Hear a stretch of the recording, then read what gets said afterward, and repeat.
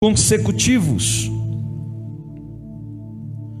E Davi consultou ao Senhor, e o Senhor lhe disse: é por causa de Saul e da sua casa sanguinária, porque mataram os gibeonitas. Versículo 10.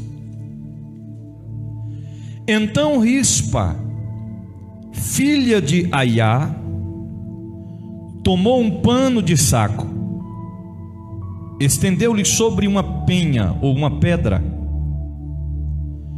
desde o princípio da cega até que se destilou água sobre eles do céu, e não deixou que as aves do céu se aproximassem deles de dia e nem de noite, e nem os animais do campo de noite. Você pode dizer amém? Queridos, o texto que nós acabamos de frisar é uma passagem bíblica muito pouco mencionada. E Deus colocou um tema ao meu coração baseado nesse texto, nesta passagem bíblica. E nós vamos estar falando a respeito de perseverança, fidelidade e aliança resultam em honra. Honra da parte de quem? Da parte de Deus para com as nossas vidas. A Bíblia está nos frisando no capítulo de número 21 de 2 Samuel, no versículo de número 1, que havia fome em Israel, e esta fome era por 3 anos consecutivos.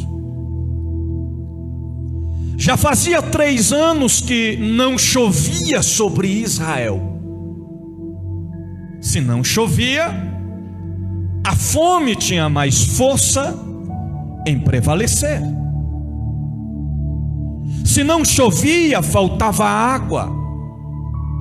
Os animais morriam de sede e de fome, porque sem água para plantar, a plantação não prevalece, ela morre.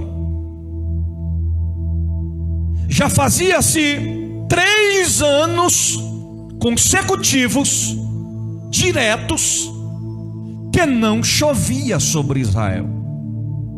A fome prevalecia sobre todo Israel.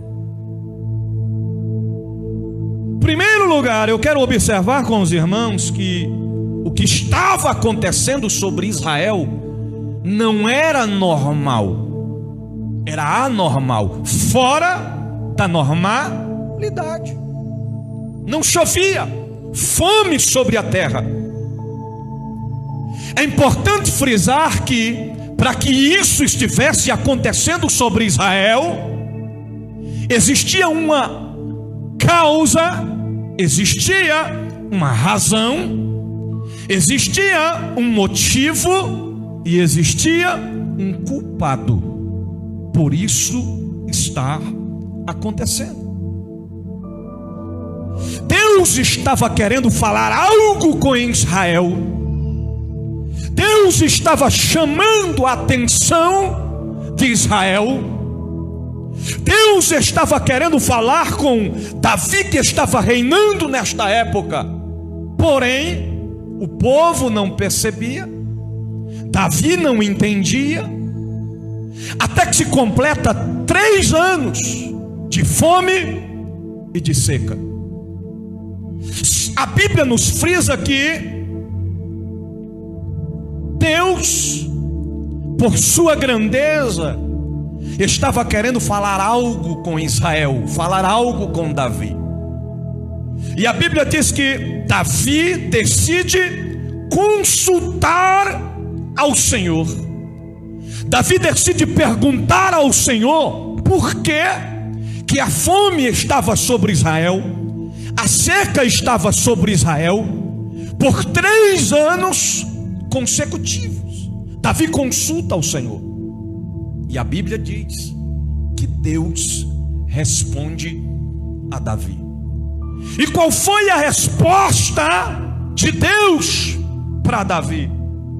A culpa, o responsável por esta fome, por esta seca de 3 anos consecutivos, é de Saul e de sua casa sanguinária. E o Senhor prossegue em dizer: porque Saul com seus filhos mataram os gibeonitas, de forma que eles não puderam se defender. Agora vamos entender a dimensão da coisa. Quando é que este decreto, quando é que este acontecimento foi feito? Nos dias em que Saul estava reinando sobre Israel. A Bíblia nos expressa, a Bíblia nos fala que na época em que Josué estava responsável em conduzir o povo, isso em Josué capítulo de número 9, no versículo 15, quando Josué está com o povo agora na cidade prometida, Deus havia dado uma ordem que ninguém, nem de outras cidades, poderiam entrar em Israel, somente os israelitas. Os moradores de cidades vizinhas não podiam habitar em Israel. Muitos foram mortos, muitos fugiram, escaparam. E a Bíblia diz que os gibeonitas não eram israelitas, eles eram sobreviventes dos amoreus. O que eles decidem fazer? Juntam um grupo de gibeonitas, olhe para cá, juntam um grupo de gibeonitas, e a Bíblia nos diz que eles vão até Josué. E quando eles chegam até Josué, eles dizem a Josué: viemos de uma terra distante, olhe para cá, porque os gibeonitas usaram estratégia, vestiram roupas velhas, levavam alimentos velhos, com sandálias velhas desgastadas. Eles não moravam em terra distante, eles moravam próximo a Israel. Porém, grande parte dos amoreus já tinham sido exterminados. Restou um pequeno grupo. Na astúcia de querer sobreviver, eles montam essa estratégia. Os irmãos estão me ouvindo? Diga amém. E eles vão até Josué e diz: Josué, nós viemos de uma terra distante. Depois você pode ler Josué do capítulo 9, do versículo 1 em diante. Josué, viemos de uma terra distante, longínqua, e nós queremos habitar aqui em Israel. Os israelitas olham no momento da conversa e dizem: mas Josué, a ordem que Deus nos deu é que esse povo não pode habitar em Israel. E eles usam a seguinte estratégia, dizendo: nós viemos debaixo da mão de Deus. E o que Josué decide fazer? Uma aliança com os gibeonitas. E qual era a aliança? A aliança de que nenhum gibeonita poderia ser morto por nenhum israelita. Os irmãos estão me entendendo? Diga amém.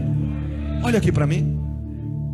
Na época, quando um homem de Deus fazia um juramento, uma aliança, Deus aprovava, abençoava. Porém, o juramento, a aliança, não poderia ser quebrado, rompido, desfeito. Porque se o juramento fosse desfeito, Deus tiraria a bênção do tal que não cumpriu com o seu juramento.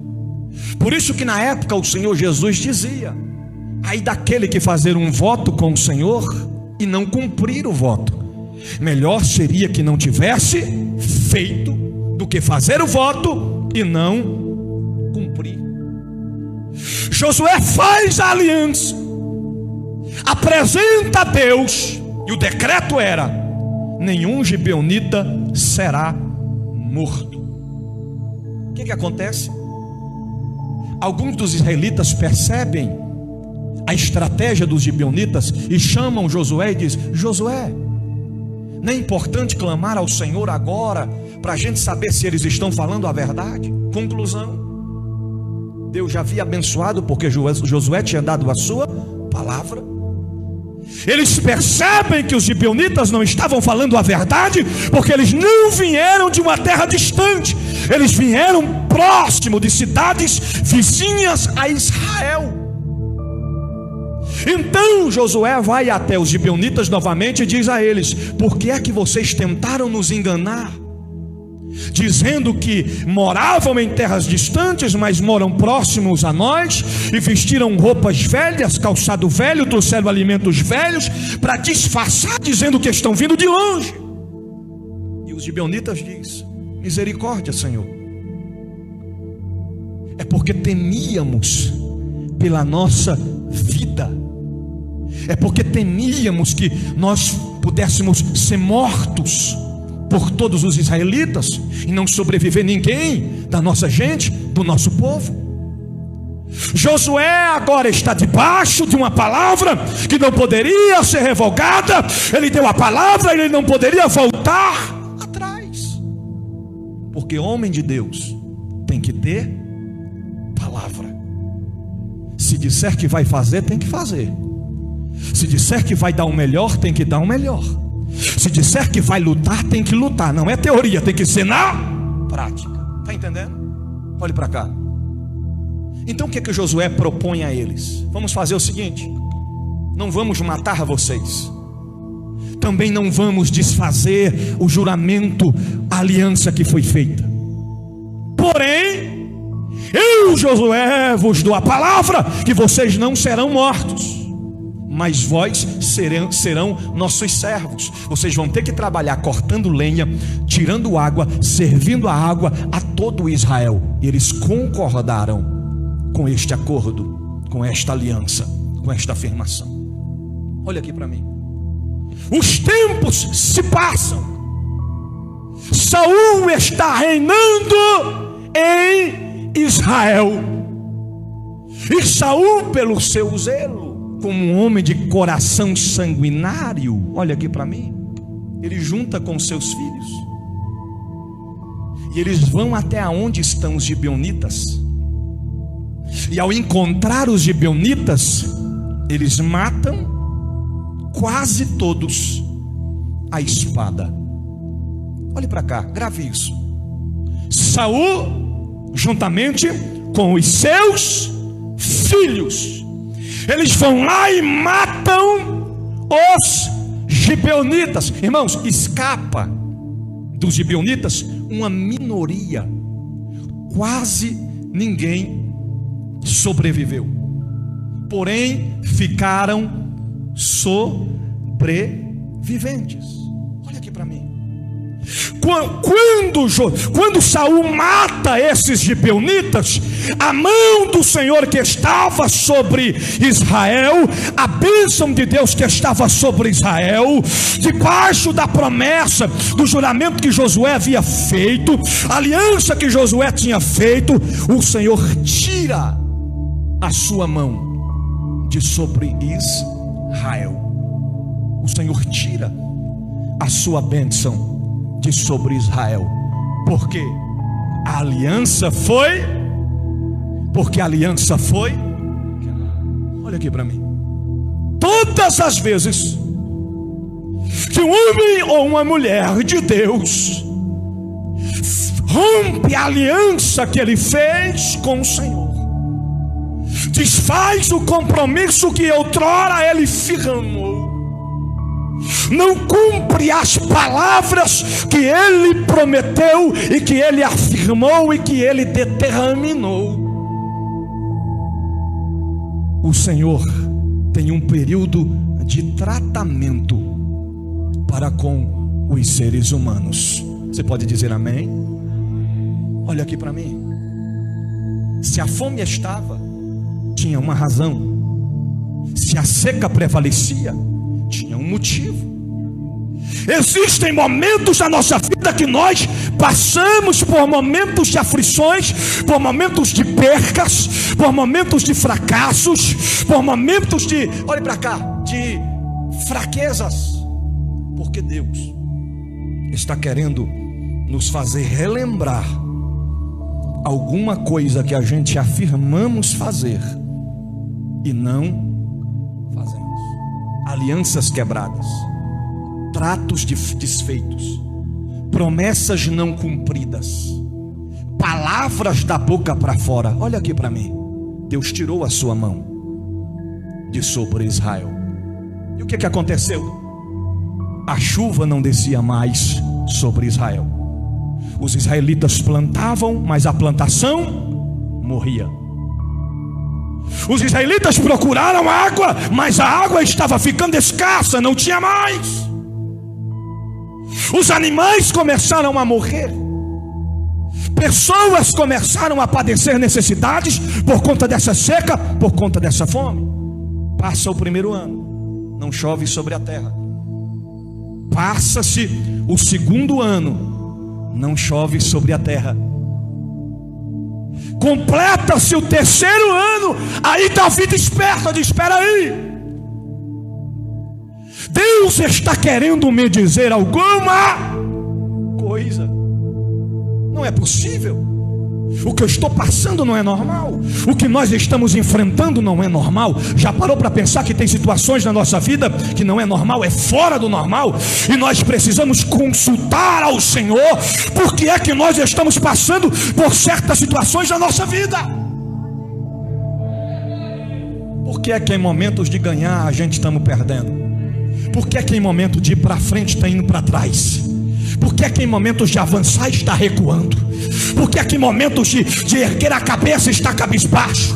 Por que em momentos de andar firmado na promessa está querendo recuar da promessa? Por que é que Deus determinou marcha e em vez de marchar está parando? Alguma coisa Deus está querendo falar conosco. Deus está querendo chamar a nossa atenção. E Davi então percebe isso. E ele decide consultar ao Senhor. E quando ele consulta ao Senhor, o Senhor diz: Davi, a culpa de tudo isso é de Saul e de seus filhos, ou seja, sua casa sanguinária. O Senhor disse de quem era a culpa e por qual razão era a culpa. Ele disse: porque eles mataram os gibeonitas sem que eles pudessem de forma alguma se defender, se justificar. Olhe para cá. Josué já havia morrido, Saul já havia morrido,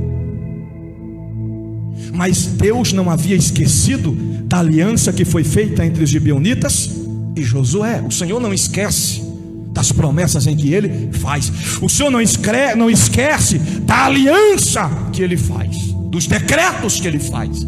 A palavra que Ele dá, Ele não esquece. O homem pode esquecer, mas o Senhor jamais esquece. Quando Deus responde a Davi, Ele vai até os gibeonitas e pergunta aos gibeonitas: o que eu, rei de Israel, posso fazer para recompensá-los, para fazer com que a bênção do Senhor volte sobre Israel, para consertar o erro que foi cometido lá atrás? O que eu devo fazer? A Bíblia diz que os gibeonitas olham para Davi e diz assim: não queremos em hipótese alguma matar pessoas, não queremos em hipótese alguma derramar sangue inocente. Porém,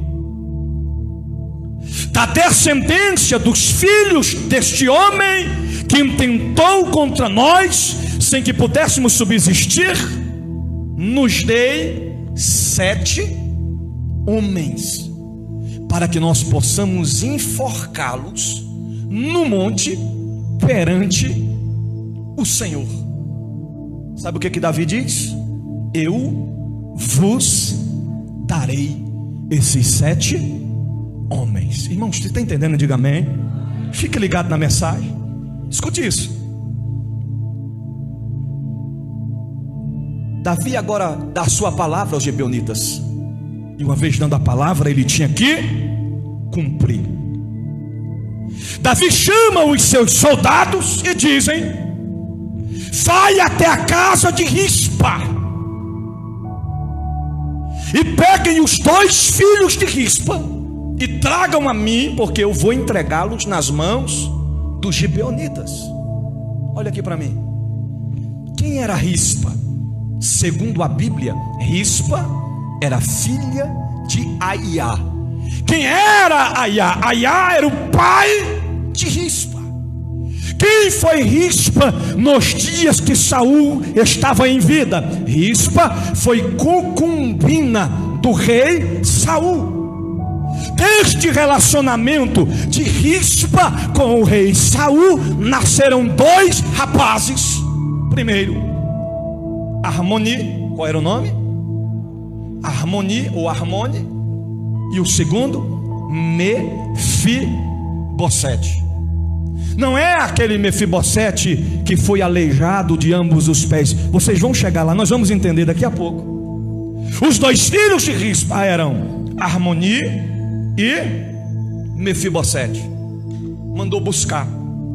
Os soldados bateram na porta de Rispa às pressas, e quando ela abre a porta, eles dizem: viemos buscar os teus 2 filhos, os teus 2 únicos filhos, a quem você tanto ama. E ela diz: para quê? Para levar a Davi, porque Davi vai entregá-lo às mãos dos gibeonitas para serem enforcados. Imagine o coração dessa mãe nesse momento, vendo os 2 filhos sendo levados às pressas ao encontro do rei Davi. Olha aqui para mim. Aí Davi olha para os seus servos, para os seus soldados, e dizem: agora eu quero que vocês vão na casa de Merabe, e de lá vocês trazem os 5 filhos de Merabe, porque os 5 filhos de Merabe vão ser enforcados no monte perante ao Senhor. Eu vos entregarei nas mãos dos gibeonitas. O bispo, quem era Merabe? Segundo a Bíblia, Merabe era a filha mais velha do rei Saul. Lembra quando Davi foi enfrentar o gigante Golias, e Saul estava dizendo: aquele que enfrentar, que matar, que venceu o gigante Golias, vai casar com minha filha. Que filha era essa? Merabe. Davi matou o gigante, mas Merabe não quis casar com Davi. E os pais respeitavam naquela época quando as filhas diziam: eu não quero casar com ele. Merabe tinha uma irmã mais nova que se chamava Micai. Quem era Merabe? Merabe casou-se com seu esposo Adriel. Deste relacionamento nasceram 5 filhos, homens. Olha aqui para mim. Os soldados batem na porta da casa de Merabe. Ei, Merabe, viemos buscar os seus 5 filhos. Para quê? Vão ser enforcados no monte perante ao Senhor. Por ordem de Davi, serão entregues às mãos dos gibeonitas. E eles levam os 2 filhos de Rispa, os 5 filhos de Merabe. Agora vão ser entregues nas mãos dos gibeonitas. Os irmãos sabem que em João capítulo 16, versículo 33, o Senhor diz assim: tenho-vos dito isto para que em mim tenhais paz. No mundo tereis aflições, mas tende bom ânimo, eu venci o mundo. palavra que Jesus diz: no mundo tereis aflições, é uma garantia para mim, para você, para nós, que em momentos nós teremos aflições. Mas ele diz: mas tende bom ânimo. Qual é o significado de bom ânimo? Não desista. Tereis aflições, mas não desista. Qual é o significado de bom ânimo? Olhe para cá. Tereis aflições, lutas, mas persevera. Qual é o significado de bom ânimo? Tereis adversidades, angústias, porém não olhes para trás, não recua, não desista, não se entrega, não para. Faça valer aquilo que Deus determinou, que Deus decretou sobre a tua vida. Se Ele te prometeu vitória, a vitória vai chegar em nome do Senhor Jesus. Está entendendo o que Deus está falando? Aleluia. Rispa e Merabe estava agora diante de uma grande aflição. E eu pego esta aflição e entendo que as aflições que nós enfrentamos não é nada semelhante à aflição que Rispa e Merabe teve que enfrentar. Vamos lá. Os 7 rapazes são entregues a Davi.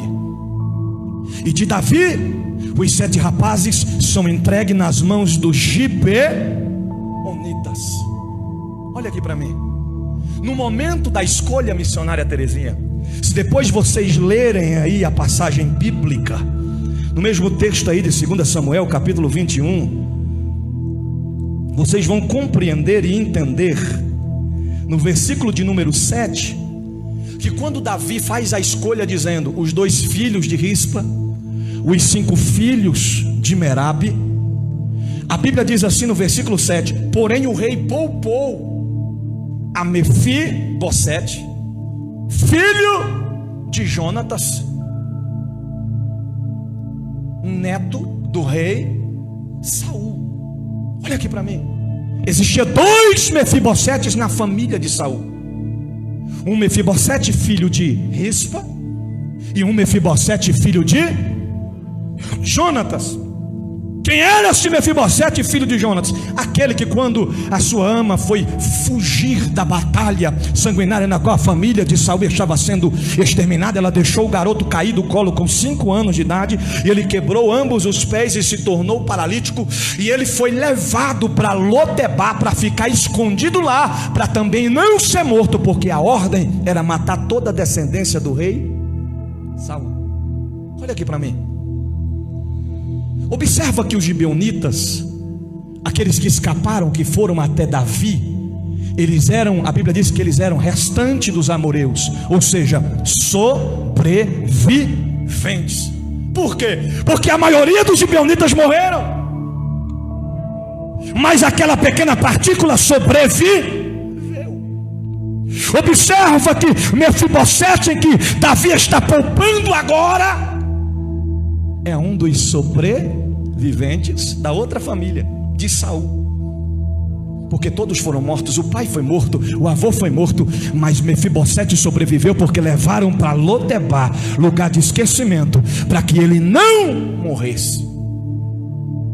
Aí Deus tira ele de Lodebar, senta ele na mesa do rei, do lado do rei, ele come com o rei, ele está no palácio do rei, porque Deus honra a Mefibosete. Aí tempos depois, o diabo olha, pastor Leandro, o diabo olha, pastor Edilson, e diz: eu vou matar esse rapaz, eu vou matar esse coxo. Ele escapou de Lodebar, os pés dele quebrou na infância, ele sobreviveu, ele foi levado para Lodebar, lugar de seca, sofrimento, lugar de pobreza, lugar de calamidade, mas ele sobreviveu. Mas daqui uns tempos eu mato ele. Olha aqui para mim. Porque pela lógica, eles escolheriam Davi, escolheriam Mefibosete. Eu imagino que Mefibosete já estava na fila quando ele mandou chamar os rapazes. Mas a Bíblia diz que naquele momento Davi olha e diz: não, em Mefibosete, filho de Jonatas, ele não vai ser entregue aos gibeonitas. Por quê, Davi? Porque foi feita uma aliança entre Jonatas e Davi. Não pode tocar em Mefibosete. A Bíblia diz: ele poupou a vida de Mefibosete. Eu imagino o diabo olhando e dizendo: eu queria acabar com ele, eu queria matar ele agora. Mas quando Deus tem um propósito na vida de alguém, ninguém pode tocar neste alguém. Aleluia, aleluia. Porém, os 5 filhos de Merabe e os 2 filhos de Rispa agora estão diante de 7 forcas. A ordem é dada, as cordas são suspendidas, é retirado o calço debaixo dos pés dos rapazes. Rispa está de frente aos filhos sendo enforcados. Merabe está de frente aos 5 filhos que estão sendo enforcados. Quando as cordas suspendem, irmão Gustavo, quando os calços são retirados, irmão Fábio, irmão Assis, os 7 rapazes se enforcam e se debatem até dar o seu último fôlego de vida. Quando os soldados dizem: estão mortos, conferem corpo por corpo, é decretado, é concretizado que não há vida mais em nenhum daqueles 7 rapazes. Merabe, com uma dor profunda em sua alma, em seu coração, imagina ela pegando o seu lenço, ela sendo carregada por Adriel abraçado com Merabe, dizendo: minha filha, oh minha companheira, perdemos os nossos únicos 5 filhos, o que será de nós agora? Morreu a nossa alegria, morreu a esperança do nosso lar. E Merabe vai sendo carregada para casa junto com Adriel. Porém, Rispa, de frente, os corpos estão. Alguém diz: Rispa, vamos para casa. É muito sofrimento para uma mãe presenciar o enforcamento de seus próprios filhos. Rispa, vamos embora para casa. Rispa olha e diz: eles estão mortos, mas eu não vou me ausentar daqui. Eles morreram, mas eu não vou para casa. Querido, olha aqui para mim, deixa eu te explicar uma coisa. Não tinha vergonha maior naquela época do que verem os restos mortais, os corpos de seus entes queridos sendo devorados pelas aves de rapina, pelos animais selvagens, porque naquela época só conseguia fazer sepultamento os reis e os príncipes daquelas cidades, porque um sepultamento digno custava muito caro. Embora Merabe era filha, era da linhagem do rei Saul, ela não tinha condições financeiras para fazer um sepultamento de 5 filhos. Embora Rispa foi concubina de Saul e teve 2 filhos de Saul, ela não tinha condições financeiras nenhuma de fazer o sepultamento dos 2 filhos. Sabe como é que funcionava? Eles pegavam os corpos e jogavam em terrenos baldios, o largavam até mesmo nas forcas e deixavam que os corpos ficassem ali se decompondo, até que as aves de rapina, os urubus, até que os animais selvagens se aproximassem dos corpos e começavam a devorar. Isso era humilhante para uma família naquela época. Isso era uma humilhação terrível para uma família naquela época. Porém, Rispa olha e pensa: eu não vou sair daqui, eu não vou me ausentar daqui. Irmão, imagine a cena. A Bíblia diz que Rispa pega um pano de saco, e ela rasga aquele pano de saco, e ela coloca em cima de uma pedra, de uma penha, E ela pega uma estaca de madeira para se defender. E ela fica ali, os 7 corpos enforcados, pendurados na forca. Merabe foi embora com Adriel. Os assistentes que estavam assistindo o enforcamento foram embora. Os gibeonitas que enforcaram os 7 foram embora. A plateia que ali estava foi embora. Mas Rispa não se ausentou de lá. Olha aqui para mim. Você sabe o que é que Rispa tipifica, simboliza nesse contexto? A presença de Deus nas nossas vidas.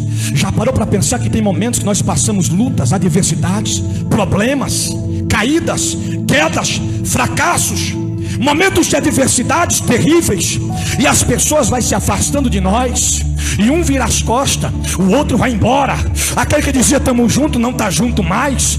Aquele que somava outra hora some. Mas quem fica? A presença de Deus. Todos nos deixam, todos nos abandonam, todos viram as costas, mas o Espírito de Deus não diz: eu vou ficar com eles, eu vou ficar com ela, eu não vou deixar ele sozinho nesta batalha, eu não vou deixar ela sozinha neste deserto.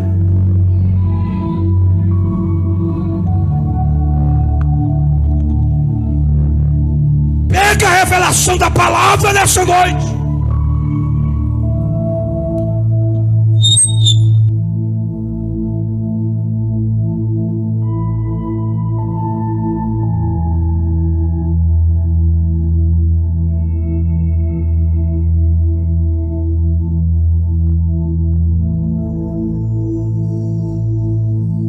Aqui para mim. Já parou para pensar que tem momentos que é assim? Quando você mais precisa de um apoio, o apoio some. Quando você mais precisa de um abraço, o abraço desaparece. Quando você procura um ombro amigo, você não encontra. Por isso que a Bíblia diz: pode uma mãe que gerou o seu filho no seu ventre se esquecer dele, mas todavia o Senhor dele não se esquecerá jamais. Está entendendo? Está compreendendo? Olha aqui para mim.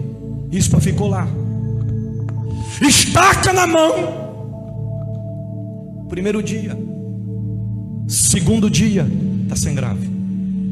Terceiro dia, os corpos já estão em estado de decomposição. O mau cheiro começa a chamar a atenção para as aves de rapina. O mau cheiro começa a chamar a atenção dos animais selvagens. E durante o dia, o texto diz que Rispa não descansava. Os urubus, irmãos, ela ficou tomando conta dos 7 corpos, não foi só dos 2 filhos dela. Quando os urubus se aproximavam, sobrevoando, querendo devorar os corpos, Rispa estava lá. Aqui não. Aqui não. O dia inteiro, a manhã inteira, a tarde inteira. Quando estava anoitecendo, missionária Terezinha, Rispa queria descansar, Rispa queria dormir. Mas a Bíblia diz que ela não dormia durante a noite, temendo que os animais selvagens devorassem os corpos que ali estavam. Imagina na madrugada gelada, Rispa enfrentando frente a frente os animais selvagens com fome terrível, querendo devorar os corpos, querendo devorar os restos mortais, e ela enfrentando frente a frente. Não vai tocar, não vai tocar, não vai tocar. Morreu, mas não vai tocar. Está fedendo, mas não vai tocar. É meus filhos, não vai tocar. Não vai, não vai, não vai. Dia após dia.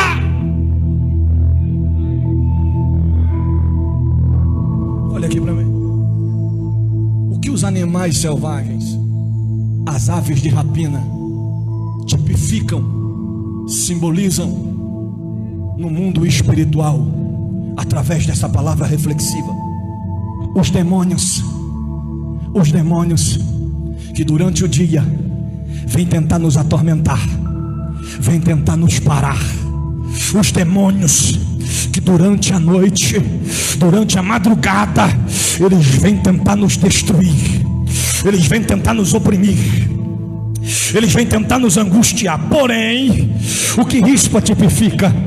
A presença de Deus, dizendo: aquele que habita no esconderijo do Altíssimo, a sombra do Onipotente descansará. Direi do Senhor: Ele é o meu Deus, Ele é o meu refúgio, Ele é a minha fortaleza, porque nele confiarei. Porque Ele me livrará do laço do passarinheiro, da peste perniciosa. 1000 cairão ao meu lado, 10.000 à minha direita. É porque Ele está dizendo: não temerás o espanto noturno, nem a seta que voe de dia, nem praga que se apague nas trevas. Olha aqui, meu irmão, isso é profundo demais.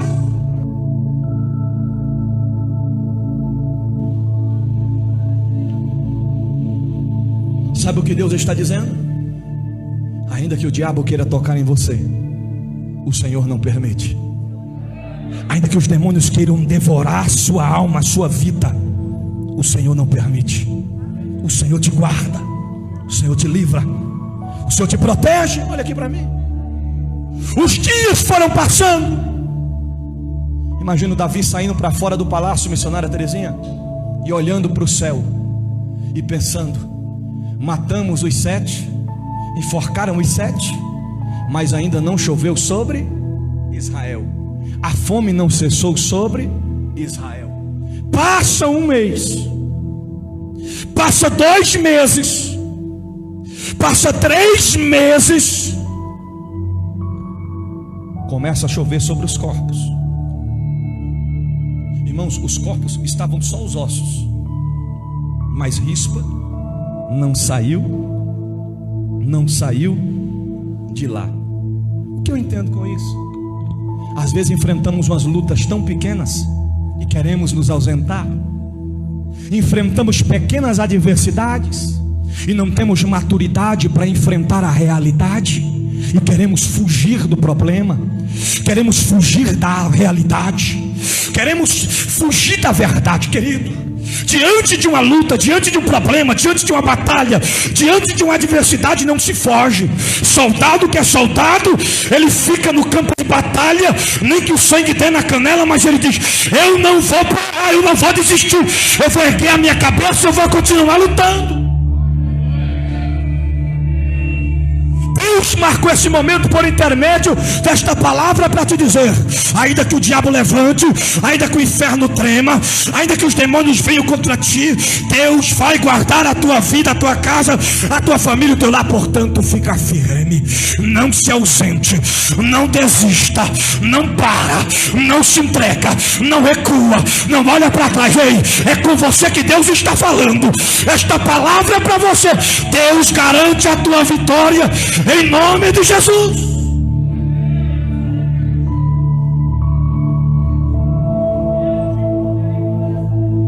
Alguém passa e vê Rispa lá do lado dos corpos e vai até Davi e diz: Davi, lembra de Rispa, que tu mandou matar os 2 filhos dela e os 5 filhos de Merab? Sim. Já percebeu, Davi, que a fome ainda não cessou de Israel? Sim. Alguma coisa precisa ser feita. O erro tem que ser reparado, consertado. A falha tem que ser resolvida, o problema tem que ser resolvido. Olha aqui para mim. E eles dizem: Rispa, já se passou 3 meses e ela não saiu de lá, lutando de dia com as aves de rapina, lutando durante a noite com os animais selvagens, mas ela não saiu de lá. O coração e a mente de Davi abrem. Ele manda os soldados e até onde estavam os restos mortais de Saul, rei, e de Jonatas, príncipe, e de juntem todos e sepultem na sepultura de Aquis, o pai, e junte os restos mortais de todos os 7 que foram enforcados, porque isso é uma forma de honrar a rispa pela sua perseverança, pela sua fé, pela sua fidelidade, pelo seu compromisso de se manter firme no dia da adversidade. Eu quero dizer para você que se você enfrentar esta prova de pé, lutando, confiando, perseverando, quando esta provação terminar, a humilhação vai acabar.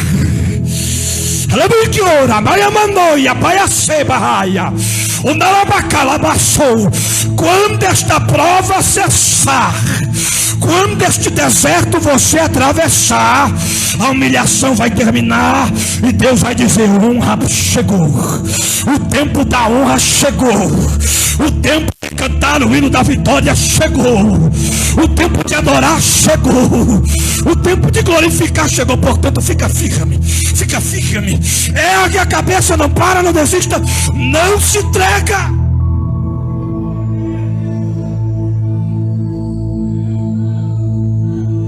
Quando sepultam os 7 na cova dos reis, o Senhor dá uma olhadinha assim para a terra e diz: a partir de hoje, Israel, chuva, prosperidade, paz, bênção, vitórias, conquistas, provisão sobre a vossa terra, sobre a vossa casa, sobre o vosso povo. É tempo de prosperar, é tempo de avançar, é tempo de prosseguir. Aí, profeta, não é tempo de baixar a cabeça, vaso de Deus, não é tempo de retroceder, não é tempo de parar, não é tempo de desistir, não é tempo de baixar a cabeça, é tempo de erguer e marchar como soldado avante, prosseguindo em direção à vitória.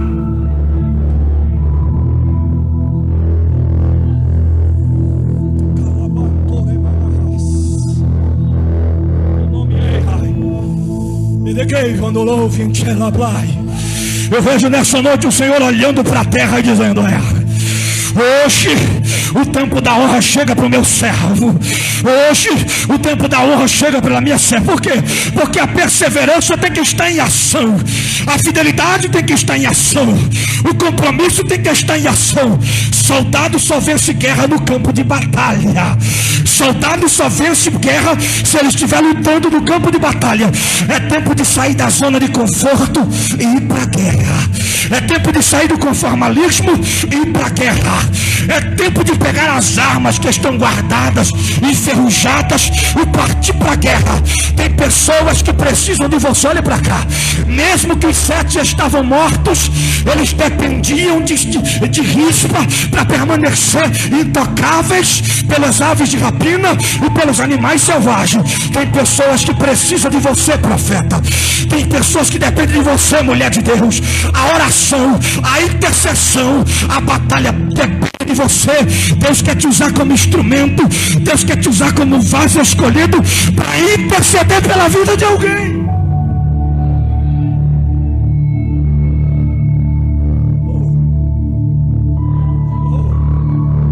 Olha aqui para mim, vamos terminar.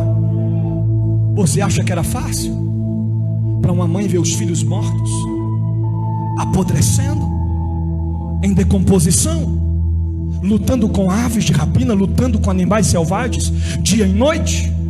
Não era fácil, mas ela não se ausentou de lá. Eu finalizo esta palavra dizendo para você: em momento algum o Senhor disse que seria fácil. Por isso que Ele deixou decretado: no mundo tereis aflições, mas tende. Quando o Senhor disse assim: eu venci o mundo, é o mesmo que Ele esteja te dizendo assim: no mundo tereis aflições, mas tende bom ânimo, eu venci o mundo. Ou seja, eu venci vocês também vai vencer. Porém, é preciso ter bom ânimo. Irmão, mesmo na prova, não pare de adorar. Mesmo no deserto, não desista de buscar. Mesmo sem força, não abaixe a guarda. Não olhes para trás, prossiga avante em direção à promessa de Deus. Deus não colocaria esta palavra por uma causa ao meu coração. Deus marcou este momento para dizer para você: esta palavra é para você. Não desista. O tempo da honra vai chegar. Fica de pé. Oramanda la playa rabajo chuica te plesi. Urimi pranto que ai as tuite que plove andai ovando lá. Aonde você está aí agora? Que você possa sentir a presença do Espírito Santo aquecendo a tua alma, aquecendo a tua vida, aquecendo a tua estrutura, te dizendo: eu estou convosco, vós não estáis sozinho. Aleluia. Receba o fortalecimento de Deus para a tua vida nessa noite. Recebe o renovo da parte de Deus para a tua vida nessa noite. E seja renovado pelo poder que é no nome de Jesus.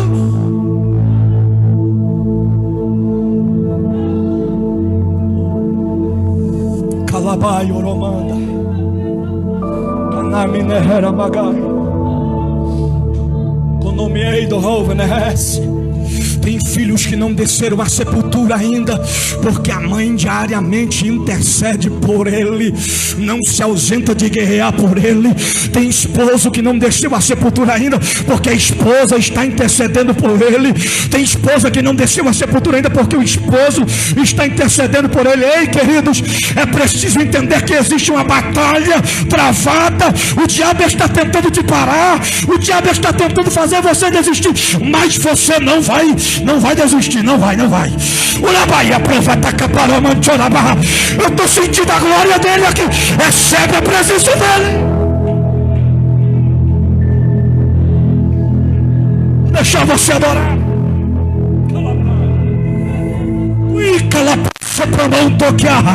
O labai choi, a mãe de o que abençoe. Tem, miei dio para Madagai. Recebe a presença de Deus na tua casa, na tua família, no teu lar, na tua história, no teu casamento. Recebe a alegria da parte de Deus.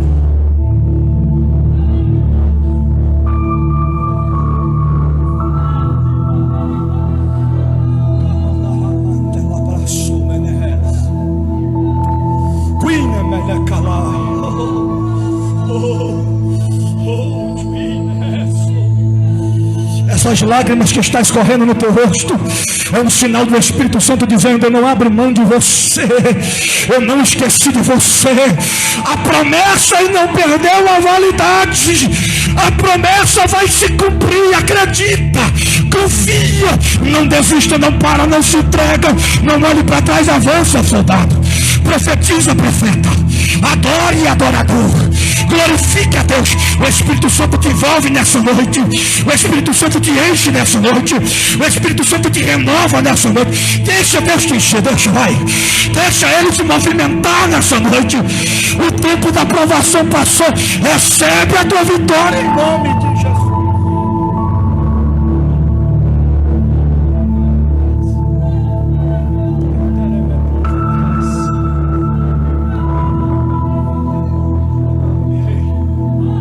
Pessoas que estão em casa neste momento e estão sentindo a presença de Deus por intermédio da palavra. E pessoas que estão em casa agora e estão falando em línguas estranhas assistindo a palavra. Ei, é você mesmo, Deus está falando com você. É porque a promessa está de provas, é porque Ele não esqueceu de você. Fica firme. Deus está cuidando da tua casa, Deus está livrando teus filhos, Deus está entrando com provisão hoje pela porta da frente na tua casa. O diabo quer entrar à força, mas Deus, Ele entra para mudar a história, para colocar as coisas nos devidos lugares. Fica firme. O tempo da honra vai chegar em nome do Senhor Jesus. Você pode dizer amém? Olha aqui para mim. Guarde esta palavra no teu coração. Que não sejamos apenas ouvintes, mas que sejamos praticantes da palavra do Senhor Jesus. Tem alguém no nosso meio nessa